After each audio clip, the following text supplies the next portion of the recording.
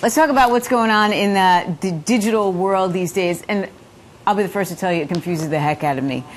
Kaihan Krippendorff is with us right now, author of Outthink the Competition. I am glad you're here because we just get this news today that Comcast is going to start basically taking on Netflix. Yes. How are they going to do that?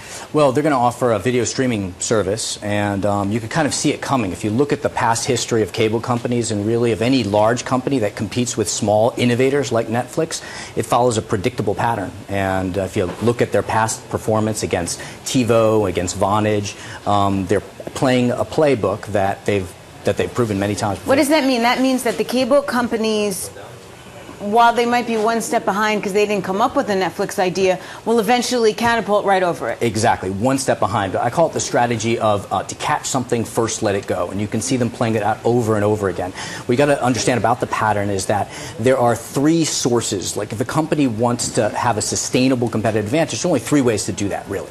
Have customer captivity, lock in customers, have economies of scale, or have locked-in resources, preferential access to resources, right? And so cable companies, because they have us locked in, we've got a billing relationship with us, they can pretty much sell us anything that they want to, and they can allow these innovators to start selling us stuff, sit on the sidelines, and then when the fruit is ripe, so to speak, pluck it from the tree. Are they going to be able to do it better, though? Because Netflix is making mistakes left and right, I think. Yeah. Yeah, well, first of all, I don't think it really matters that they don't have to do it better. I think that's the thing about these players who have these strong competitive advantages. We won't even have many options. For example, Comcast, I think 2 days ago announced that it wasn't going to stream Netflix as a TV channel. The play for Netflix is to become a TV channel like HBO and have proprietary content, right? Which means it has to find a positioning, a niche. It has to start producing its own content. It has to shift its business model to that, and then it just becomes, you know, one of the plays, and Comcast is used to playing that game. How much am I going to pay for Animal Planet, and how much am I going to pay for HBO?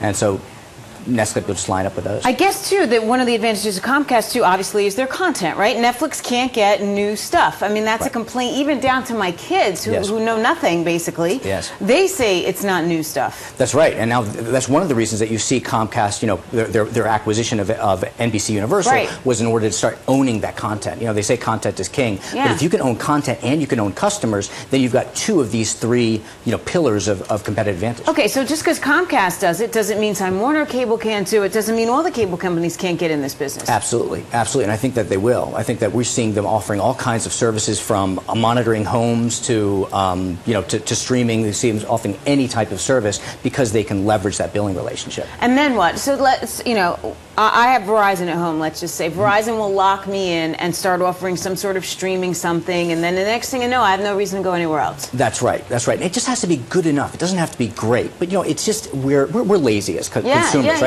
We'd rather not open up a new account and receive another bill. Well, and in order to get out of the account you're in, you end up paying fees and charges and all that kind of crap. Nobody wants to deal with that. Right, and then they'll adjust with they'll play with the pricing structure so that, you know, if you just charge a little bit more for their phone service, you start depending on for phone, you get the, you know, the triple play and the quadruple play, and then it becomes harder for you to extract yourself from the Is that the future then, the streaming video? I mean, is the actual cable TV on a big box going to go away?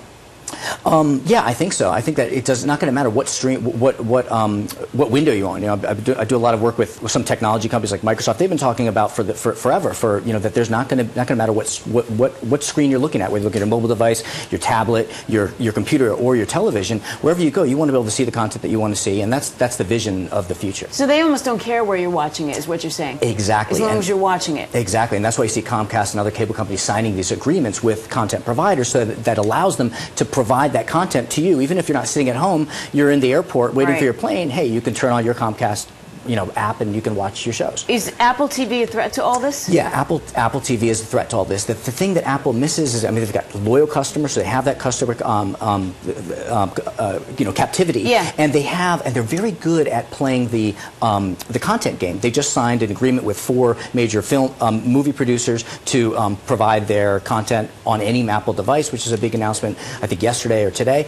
And so they're good at playing that game. What they created with iTunes, for example, shows they're good at playing the game. But what they miss is that there is no reason that you have to have a relationship with Apple, because there's no cable going into your house, right? So you don't have to have a relationship with Apple.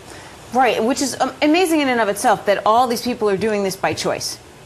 Right? I am choosing to go to Apple. Yes. Because I don't have to. And that is why Apple has to provide great service, right? Because Comcast doesn't have to, because, hey, if you're just a little lazy. They can be lazy about it. Exactly. Customer captivity, economies of scale, preferential access So then to you can resources. argue that it's worth it to go to Apple because they are taking the extra step to keep me there because I don't have to be there in the first place. Yes, that's true. That's true. Now, if people start choosing Apple, then Comcast is going to flex this muscle and say, hey, wait a second, you're connecting through your Apple TV through our line to your house. You know, they might try to leverage that to make it more difficult for you to Where choose does Apple. Amazon fit in this story? Amazon, I think, is a major player. I think you Amazon, do? Yes, because they have devices, they have content, and they have relationships with customers. I saw a conference in which Jeff Bezos was speaking, and someone asked him, what business are you in? And he said, we're in the business of protecting customers' information. So I think that they really see themselves as your trusted source for content and goods. And with Amazon Prime, they've got millions of us in this habit of, hey, I want toilet paper, I'll just buy it from Amazon. So if they get that habit, then they have that customer captivity. So I think they're going to be a major player. And have they started streaming already? Yes, they've started streaming. For Amazon Prime, $79 a year, you can watch a whole number of movies. They're increasing their library. It's not as big as Netflix yet, and it's still kind of older, older content. But they're already simulating Netflix. Okay, so my final question to you then is, what happens to Netflix? Does it go away? Netflix goes away. It either becomes a TV channel or it gets acquired and gets swallowed up. Yeah, I think so. They made mistakes, didn't they, when they changed their pricing?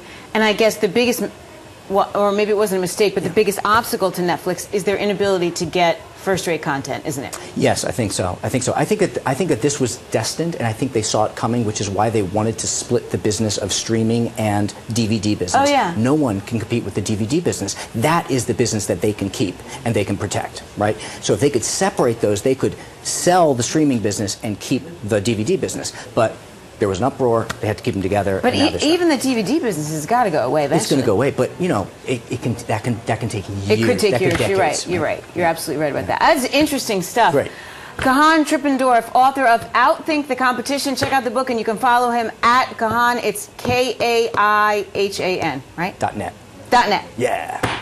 Excellent. That was great. Thank you so much.